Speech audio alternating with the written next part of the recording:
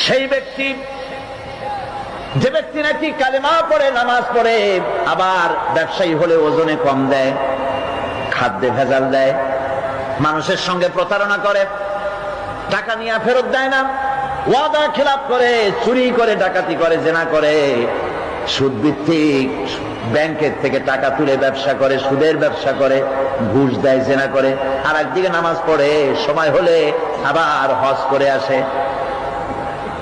এরকম মানুষ আছে না নাই? এই ধরনের মানুষগুলি ইহরামের কাপড় পরে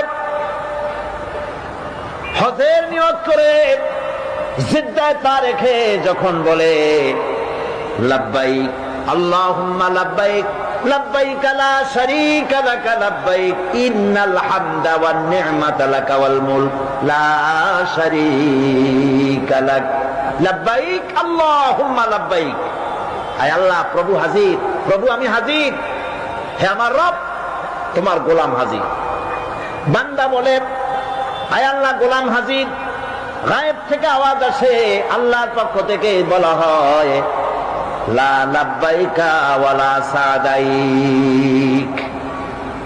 বান্দা বলছে আমি উপস্থিত মাবুদ, আর মাবুদ বলছে আমি তোমার উপস্থিতিকে গ্রহণ করলাম না। তুই বলছো হাজির,